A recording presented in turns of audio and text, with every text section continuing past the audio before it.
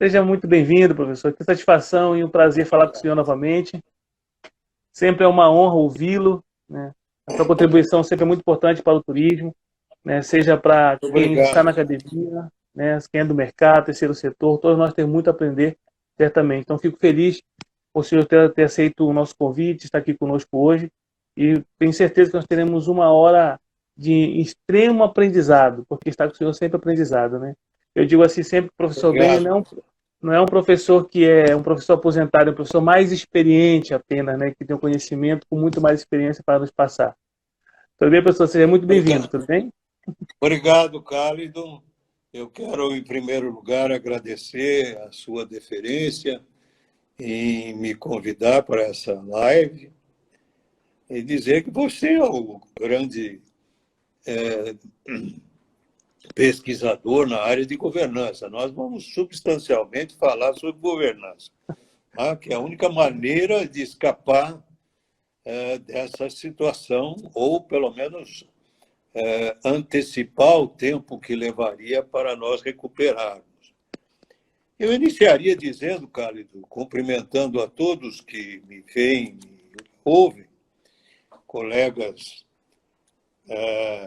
do turismo, que turismo é um fenômeno extremamente retrátil. Tá?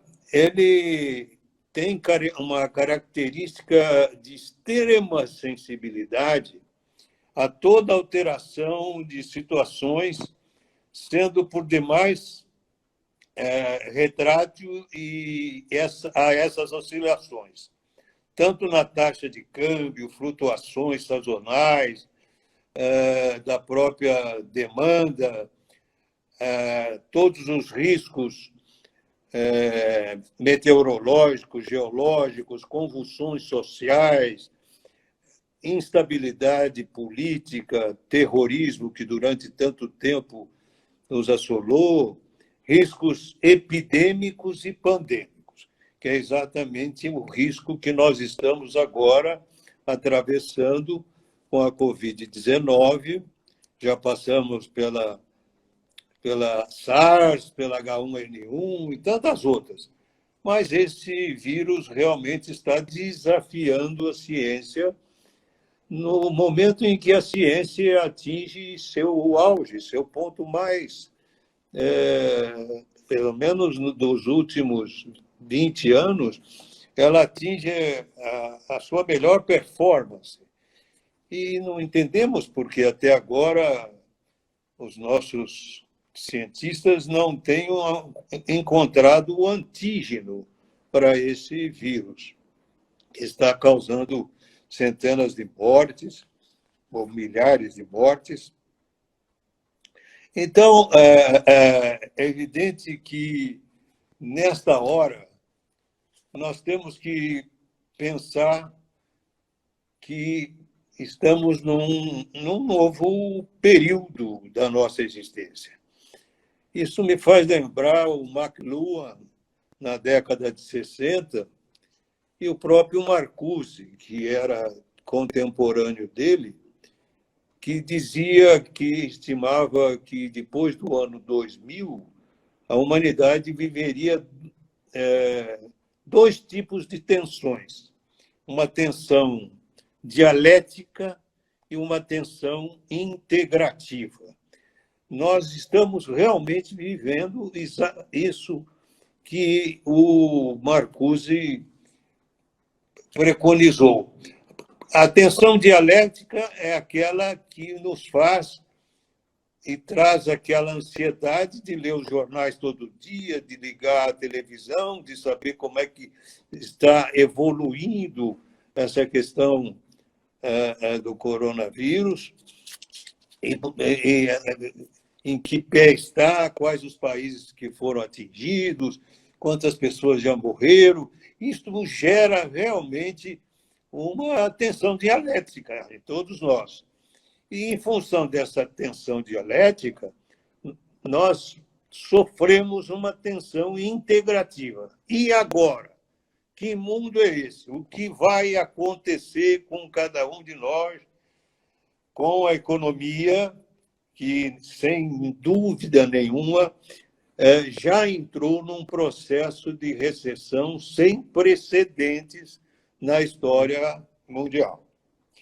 E entrando nesse processo de recessão, é evidente que isso vai bater no turismo, que é o primeiro setor que é atingido, por uma simples razão.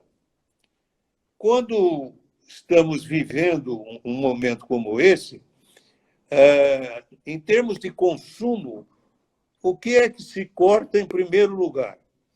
Exatamente entretenimento, lazer, recreação e turismo. Então, ninguém está viajando, os voos permanecem, os aviões permanecem no solo. Hoje, você que vive aí sabe muito bem. Você acha que vocês estão com um voo por semana? Um voo por semana. Isso mesmo. Um voo por semana. Isso mesmo. Então, veja a dificuldade que isso tudo nos traz. O que mudou exatamente no mundo? O mundo constitui-se hoje, basicamente, num pesadelo real e virtual. Tá? Nos conceitos de democracia, de liberdade, está desaparecendo para dar lugar a uma ditadura high-tech, baseada na vigilância, no monitoramento, na doutrinação e, basicamente, pela comunicação. Então, esse contexto, que é sempre planetário, quando as relações elas mesmas começam a mudar, a natureza e a modalidade de acordo com o desenvolvimento das tecnologias de comunicação que intervêm aí simultaneamente na redefinição do contexto que ali se estabelece. E é exatamente isso que está se estabelecendo. Então, o que mudou e mudará no turismo a partir de agora? Mudou a forma, o formato e todo o aparato. Simplificando, há quase 10 anos, as informações ou a informação virtual célere em que vivemos criou aí mais desafios do que soluções.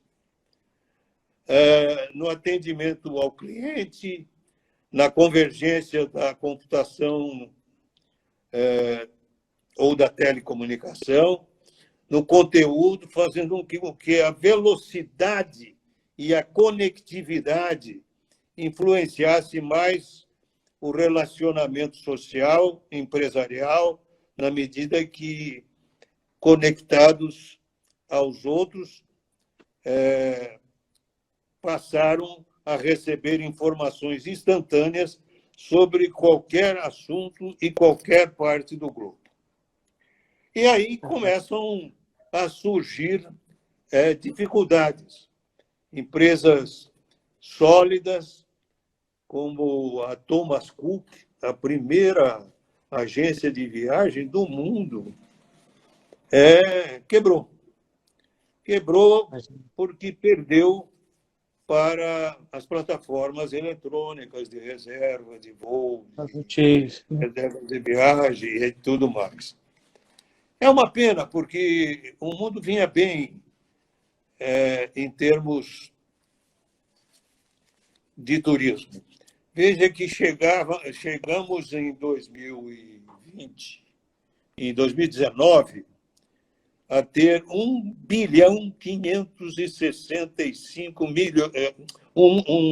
trilhão. O tráfego turístico mundial chegou a 1,526 bilhões de turistas.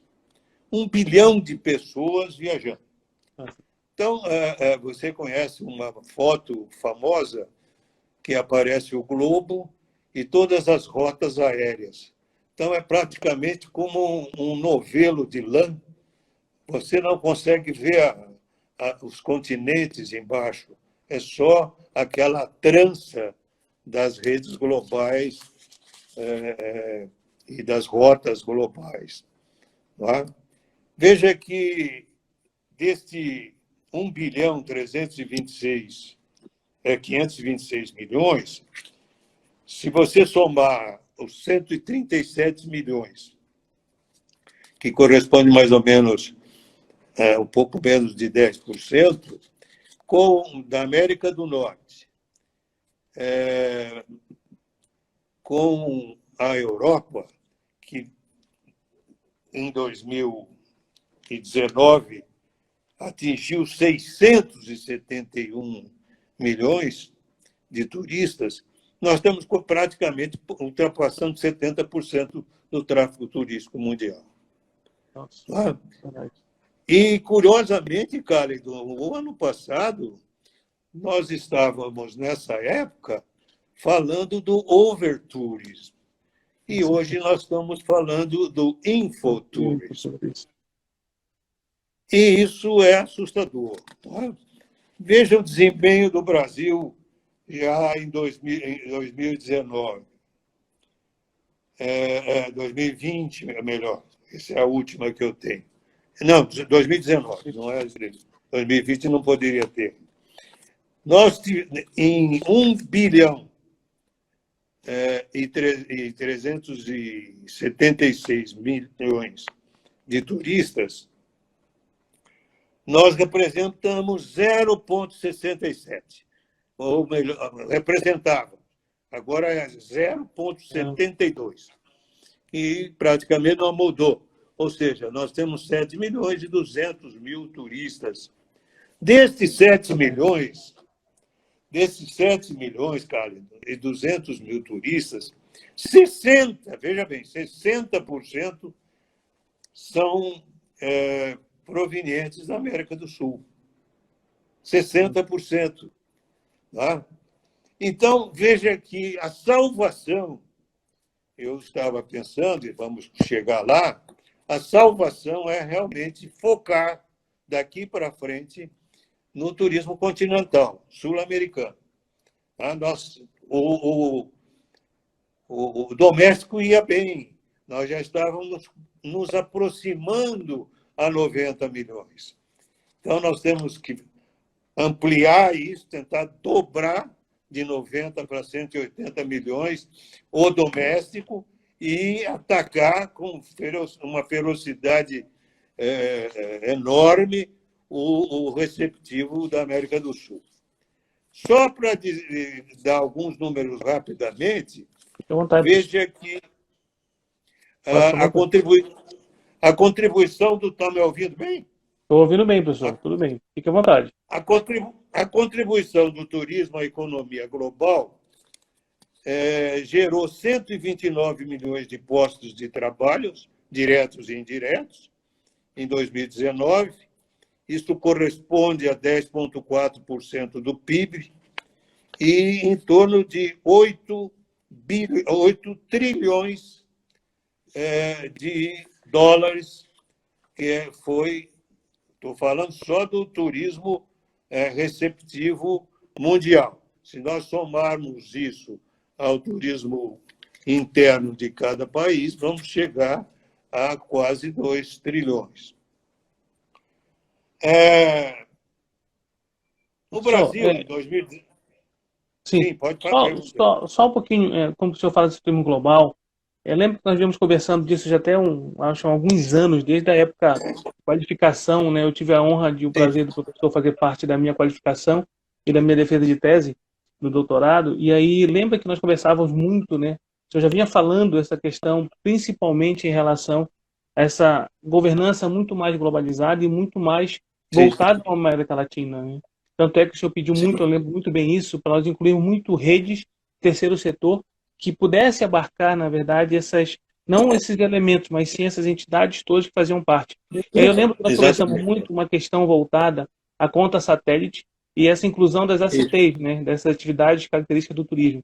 Pensando nisso, professor, como é que o senhor consegue ver essa questão, voltando principalmente essa questão do global, né, essa governança global? Porque nós temos uma dificuldade ainda, uma governança até mesmo regional no Brasil. Mas como o senhor consegue perceber Veja, essa governança global? eu tive a pretensão de imaginar que a única solução não há segunda, há uma só. A única solução de abreviar o tempo para reconquistar o período que nós chegamos numa década.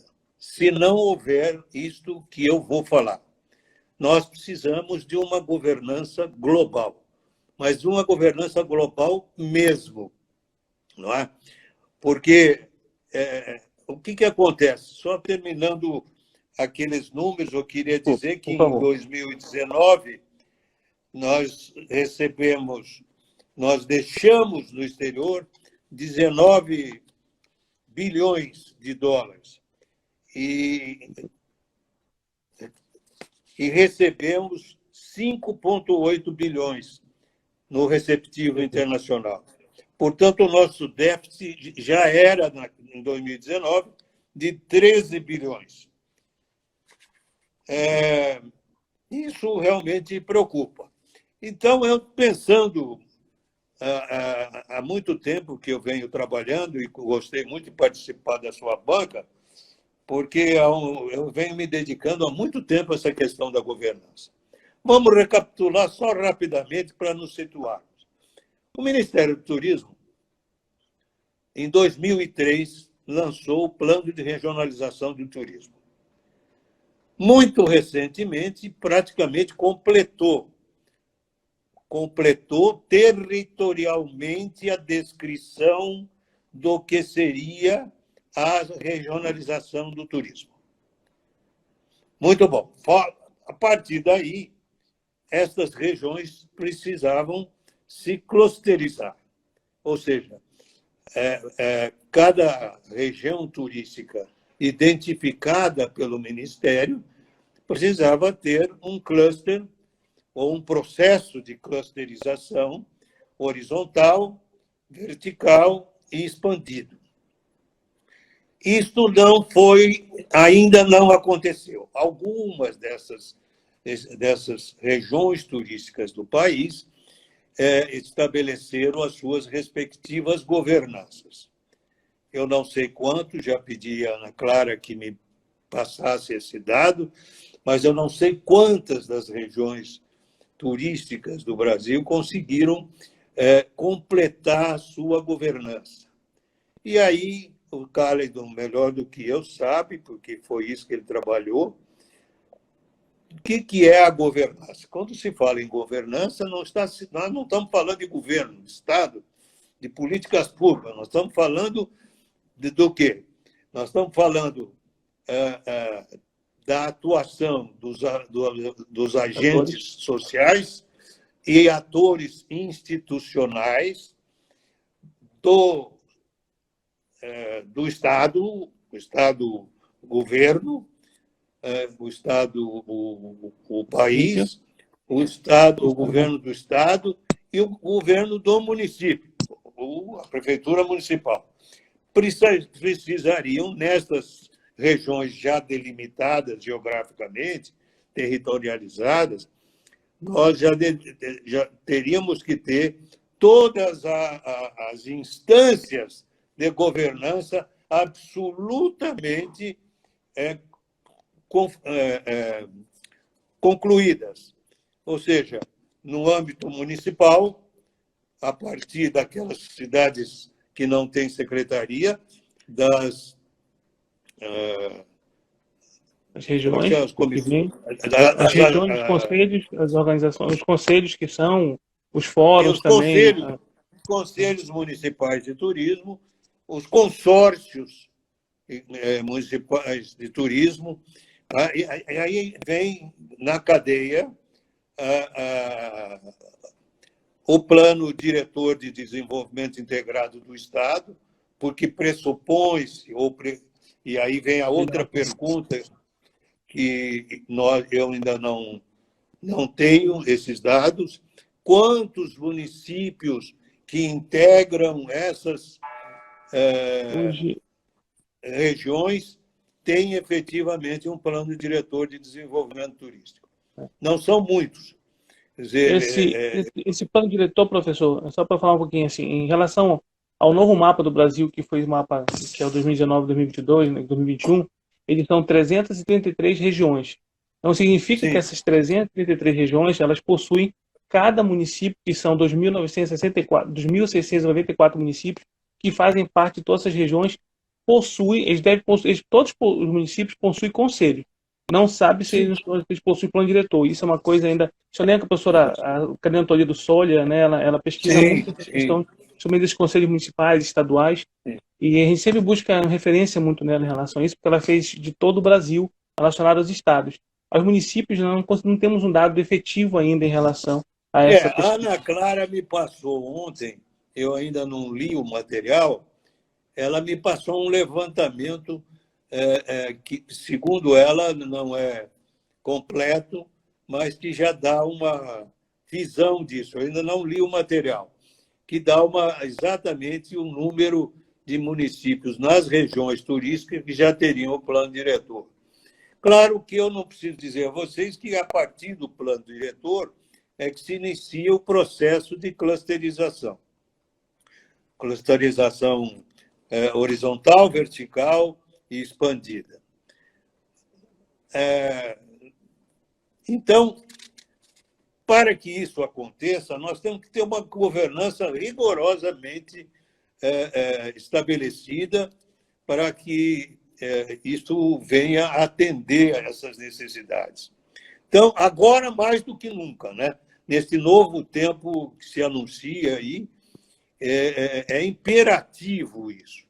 Eu cheguei a dizer a Ana Clara, e eu vou fazer uma live a convite dela, com todos os membros do Ministério do Turismo que trabalham na questão da regionalização do Legal. turismo. Compartilhe conosco, professor. Depois, se for, compartilhe conosco. Depois parece que vai ser confirmado 27 de maio. Ainda ela está em tratativas. Bom, então vamos fazer um exercício, Carlinhos, do que para onde eu fui e para qual foi a concepção que me levou à ideia de uma organização global. Claro que tem etapas. Nós temos que completar a do nosso país. A América do Sul tem que completar, todos os países têm que completar a sua governança. E aí, então, você terá um continente com as suas governanças organizadas. Imagino que assim aconteceria com a Europa, que você só vai ter isso organizado nos países nórdicos, tá? Você descendo um pouco mais, a França talvez tenha alguma coisa, porque ela já tem um sistema de governança de parceria público-privada com a Maison Blanche. Os Estados Unidos tem também o modelo dos Conventions Bureau, né, que é as PPPs, parcerias público-privadas. Então, eu imagino que se nós tivéssemos, vamos falar de nós, que é o importante, se nós tivéssemos isso organizado, claro que acima de nós, e todos os países também se empenhassem nisso, principalmente os países que sofrerão mais com essa recessão, caberia à Organização Mundial de Turismo, a OMT, que é um órgão da ONU, em conjunto com o BID, o Banco Mundial, o Banco de Desenvolvimento, o Banco Mundial, o Fundo Monetário Internacional e outras instituições financeiras a financiar o que eu chamo de DMO, ou de organizações de gestão e controle do turismo. Né? São as Destination Management Organization. Nós vamos falar sobre ela rapidamente. Então, essa é a ideia central.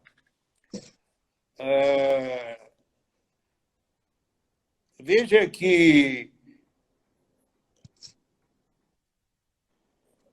em 2019, a WTCC chegou a prever inicialmente que haveria o turismo cairia no seu faturamento em 45%, 2019. E depois já passou para 60%.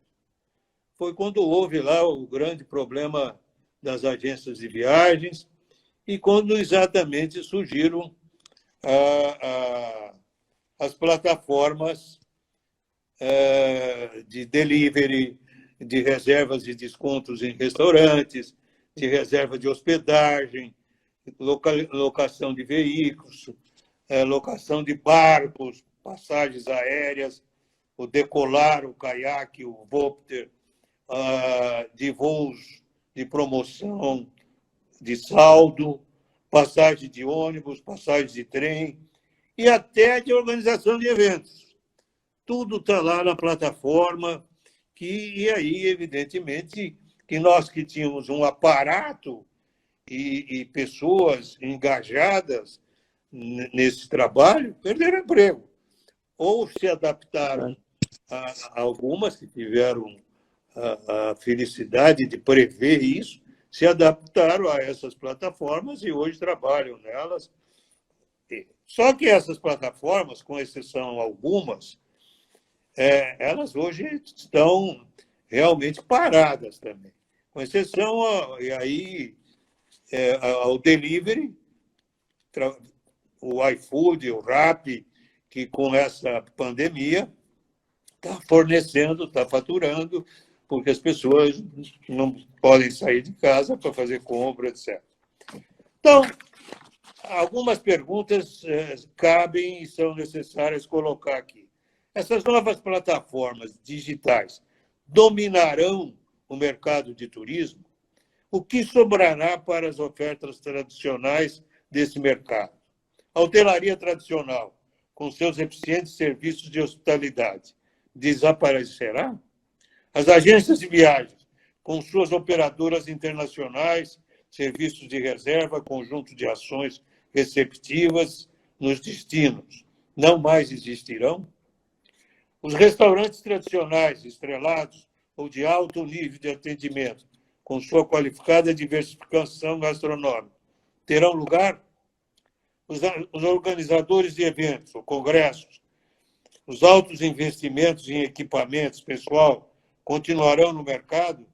E os prestadores de serviços de lazer e entretenimento terão oportunidades?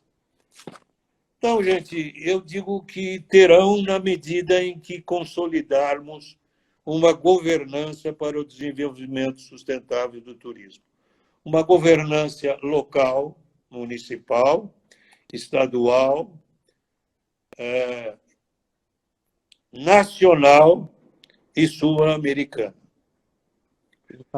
Num primeiro momento, até chegar realmente a uma situação global com a participação de todos os países. O que seria essa governança? Ela deve ter uma abordagem inter e transdisciplinar, fundamentalmente.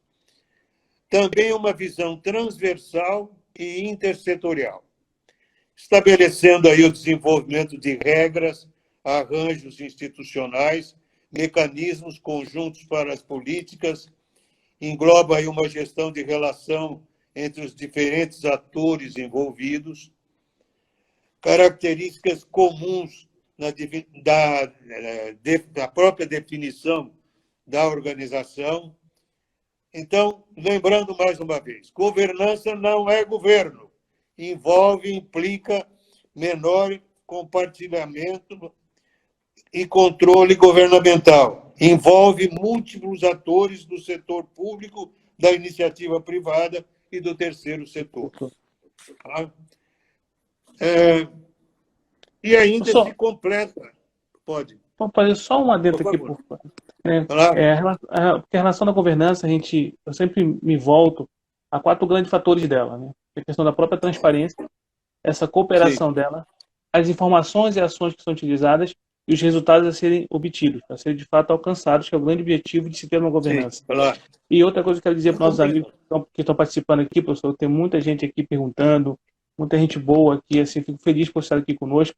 Eu quero dizer para vocês o seguinte, que talvez eu não consiga fazer as perguntas todas para o professor nesse momento, mas vocês podem encaminhar para o meu direct, que eu passo para ele, já acordamos isso antes, e ele tem o maior prazer em responder, né, professor? Para todo mundo que tem essas perguntas, tem o maior prazer em responder. Então, eu gostaria que você fizesse apenas uma questão, quero colocar, digamos, eu respondo no meu Facebook.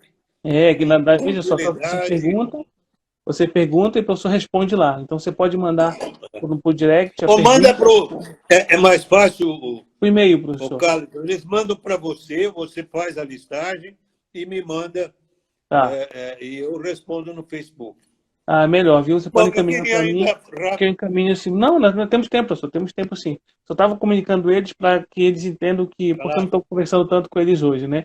Mas, olha, muito obrigado por estarem aqui. E uma coisa que eu queria que vocês colocassem é onde vocês estão falando, digamos, da cidade, e porque isso eu passo tudo para o professor posteriormente, para entender que, de fato, o Brasil todo, né, sempre tem um prazer em ouvi-lo, professor, porque sempre é aprendizado, sempre é uma aula, principalmente esse momento que nós estamos passando agora. Tá? Então, fique à vontade, professor, pode continuar em relação ao governo. Eu queria só rapidamente falarmos sobre uma outra questão que me preocupa muito, que é a minha grande discussão lá no Conselho Nacional de Turismo. Eu sou o decano do conselho, o mais antigo. Eu venho do governo Itamar Franco. Você imagine há quanto tempo eu estou no conselho. Antes no conselho da Embratur, depois no conselho do Ministério de Turismo, no Ministério de Indústria, Comércio e Turismo, e depois, a partir de 2003, já no governo Lula, no Ministério do Turismo.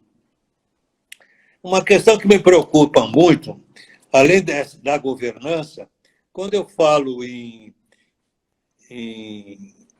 processo de clusterização horizontal, vertical e expandida, eu estou me referindo à questão das várias dimensões da sustentabilidade. Nós temos as dimensões objetivo, que é a sustentabilidade ambiental, social, econômica, cultural e político-institucional, que é exatamente a nossa preocupação, essa sustentabilidade político-institucional da governança.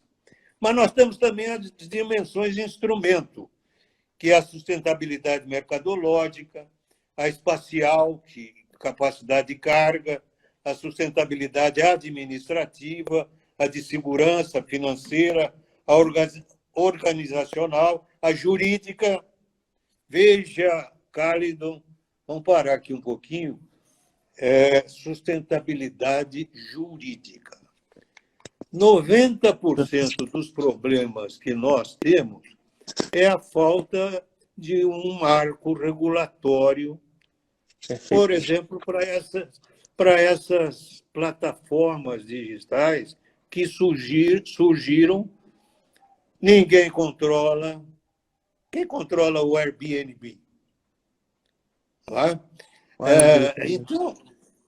Então, é difícil. Tá?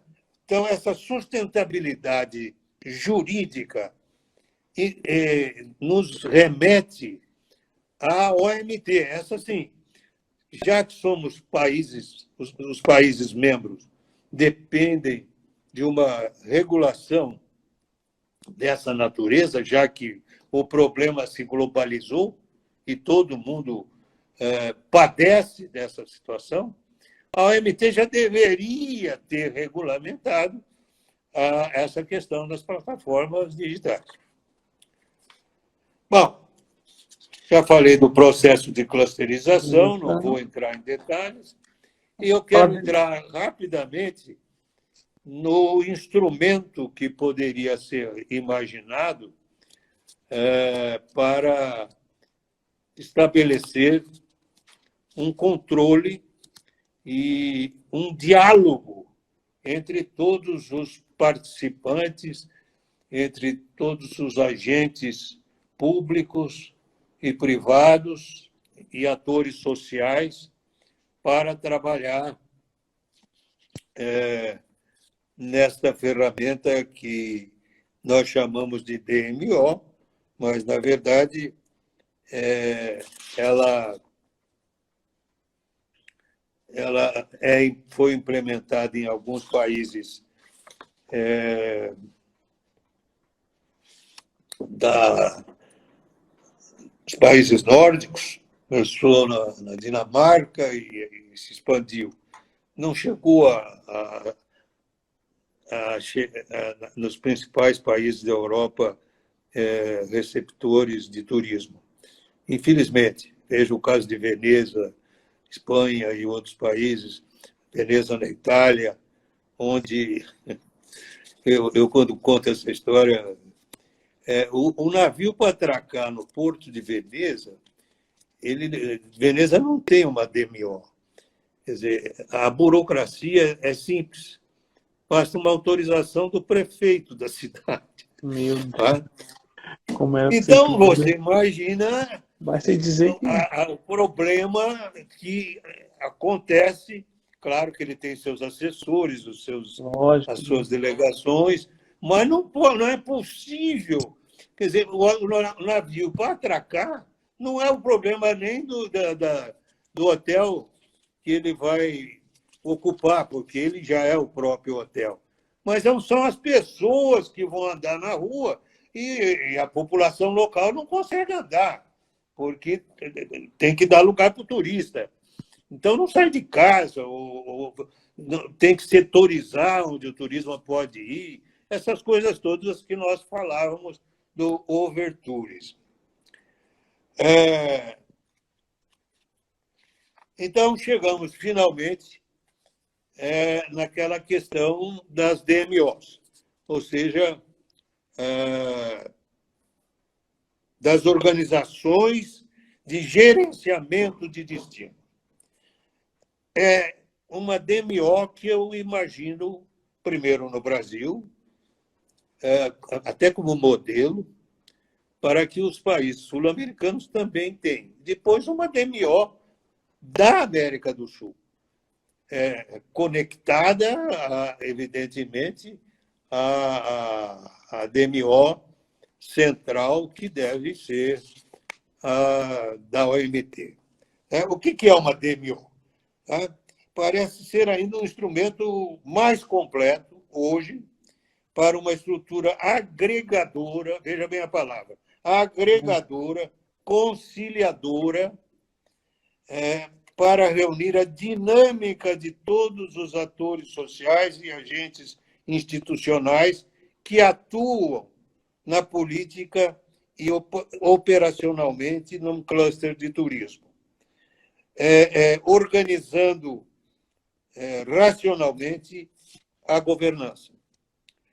A DMO, por sua própria característica, resultante de uma forte conjunto institucional de governança pública, privada e do terceiro setor, será capaz de suportar destacado desenvolvimento para dar continuidade a um vetor agregador de forças necessárias para assegurar o gerenciamento dos clusters, monitoramento, avaliação e controle, como também assegurar a estabilidade e sustentabilidade do cluster turístico.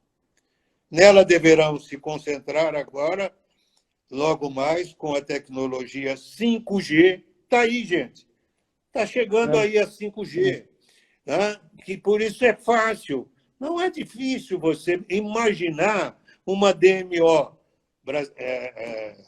no Brasil, em todos os países sul-americanos, uma DMO sul-americana, uma DMO da América do Norte, das Américas. Eu estive na OMT, fui eleito por 3 mandatos na Comissão de Ética, tá? E eu não representava o Brasil, eu representava as Américas, tá? Na Comissão de Ética. Então, eu sentia falta, já discutia isso. E a OMT, naquela época, e hoje não é tão diferente, não gostava de se envolver muito com as políticas dos países membros, né? Políticas internas do país membro, mesmo em questões de metodologia de planejamento turístico, diretrizes, etc. Então, mas hoje precisa mudar. Nós estamos num novo mundo. E se queremos recuperar o turismo de uma maneira mais breve e não levar tanto tempo para chegar onde nós estávamos, nós precisamos realmente de pensar nessas DMOs. Carlos, eram essas, eu não quero me alongar mais. Você gostaria de colocar alguma coisa? Nós temos ainda... Eu queria agora Sim, que você ou alguém, você que escolher, para que a gente concluísse o tempo e eu pudesse ainda colaborar e contribuir com alguma sugestão. Ai, que maravilha, professor. Eu digo, sempre aprendizado mesmo, é uma aula em relação a essa questão da governança, esse envolvimento que tem que ter. Eu digo sempre governança também, professor, tem que haver muita profissionalização. O turismo hoje tem que ser muito mais profissional e esses atores que fazem parte dessa governança devem estar muito mais atentos em relação Sim. ao que vem ocorrendo, né? E da forma que ele também se comporta, porque não é somente levantar a mão e dizer que ele aprova determinada ata, é saber para que aquilo contribui de fato para a sua entidade, para o seu setor e principalmente para o setor do turismo de forma muito geral.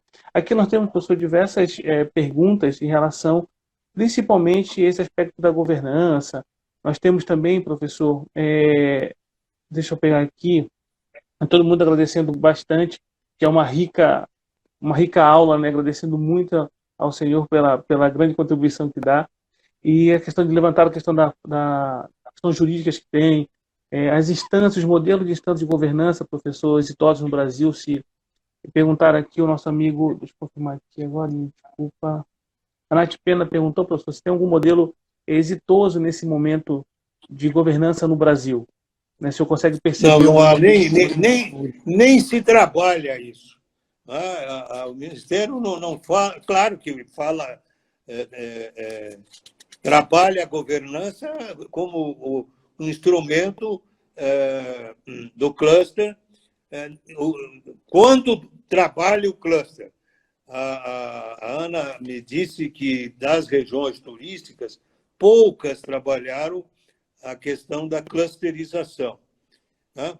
E sem clusterização, sem esses dados preliminares, é muito difícil você fazer a governança, é fácil. Você faz, a comissão de turismo está lá, tá? Só que como falta a eles a informação necessária para trabalhar a clusterização e a própria integração de seus respectivos setores, eles não avançam. Eles tratam dos assuntos que aparecem no dia a dia, na semana, no mês, mas não fazem nenhuma projeção. Essa é a grande dificuldade. A Ana Paula ainda me dizia isso ontem, que ela não conseguiu ainda convencer as governanças já instaladas e trabalhando de desenvolver, e ainda há a dificuldade de recursos.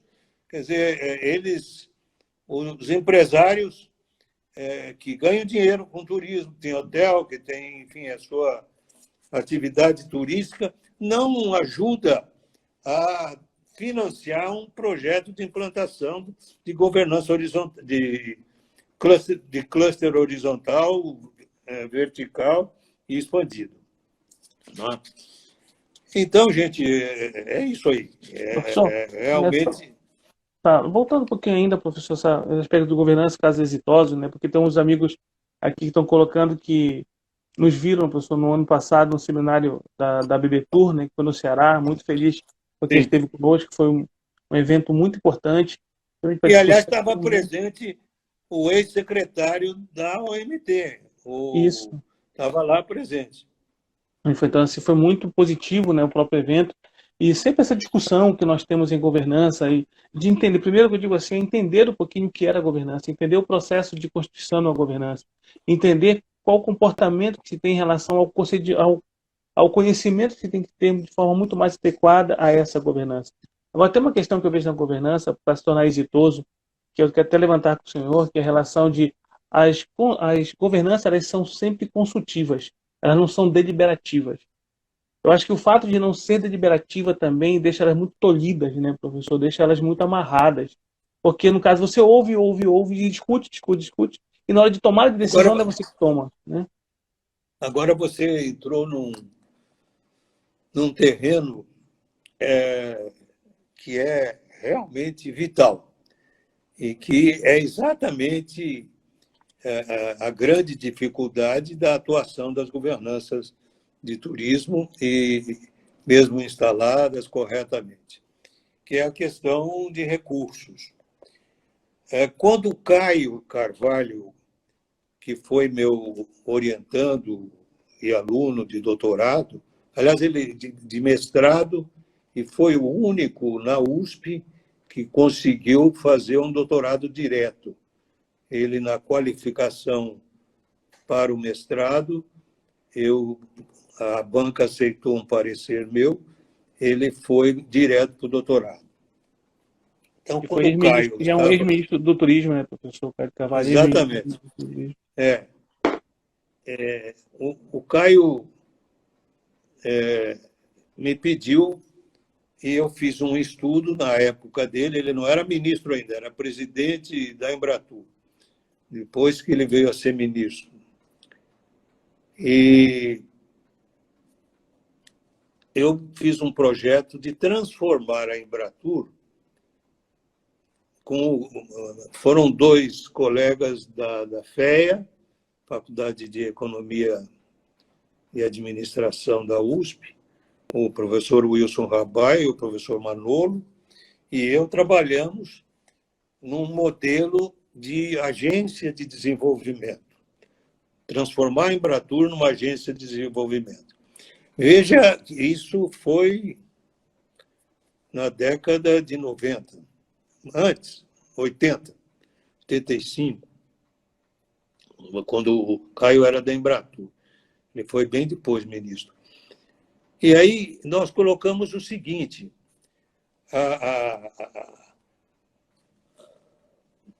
nós teríamos uma PPP, veja, 80, hein? Nós teríamos uma parceria público-privada, onde a diretoria seria da iniciativa privada e o conselho administrativo, o conselho seria do governo, indicado pelo Ministério. Então, era a única forma de você forçar essa integração da parceria público-privada. Como já existe a Fundação do Remédio Popular, que é uma fundação do governo federal, é um modelo desse. Tá? Ela é gerida pela iniciativa privada e tem o conselho de administração público. Então, já naquela época eu pensava nisso. Hoje, o que fizeram? Transformaram a Embratur em agência de desenvolvimento, mas pública, tirando recursos da onde? Do Sebrae. Então, você veste um para despir o outro. São essas coisas que efetivamente estão equivocadas. Tá? E não temos até agora. Veja que a França não tem Ministério do Turismo, não tem órgão oficial de turismo. Ela delega a Maison Blanche, onde ela participa do conselho. Ela tem a presidência e o maior número de conselheiros. A diretoria é absolutamente da iniciativa privada, como os Conventions Bureau dos Estados Unidos e dos países nórdicos. Isso mesmo. Professor, eu quero novamente agradecer, e sempre é uma aula e é um prazer ouvi-lo. Esperamos que esse ano saia o nosso livro, né, professor? Nós estamos desde o ano passado desenhando, Pois professor é, dele, estou né? defendendo. Estamos desenhando esse livro. Esperamos que esse ano a gente consiga finalizar, professor, esse livro e a gente possa colocá-lo até fim do ano, até o ano que vem, no mais tardar em março, ele esteja sendo publicado. Infelizmente travou o professor, mas espero que ele possa retornar um pouquinho, não sei porque está travando a internet. E, gente, lembrando vocês uma questão. Vocês querem fazer uma pergunta para o professor? Vocês podem encaminhar, ou pode mandar um aviãozinho para mim, para o direct, com o e-mail de vocês, porque eu vou fazer essa lista, encaminho para ele, e ele sempre mesmo no Facebook, fácil de encontrá-lo. Então, espero que vocês possam colocar. O professor enfermeiro não pôde se despedir da gente agora, mas fico muito feliz, lembrando que essa live, quem chegou agora não conseguiu assistir toda, amanhã, provavelmente amanhã já esteja no YouTube, no canal Cálidon Costa, o assunto é turismo. Durante essa semana, durante esse mês todo de maio, nós temos esse projeto recebendo grandes profissionais do setor público, do setor privado e do terceiro setor para discutirmos sobre turismo, né? Entendermos um pouco mais.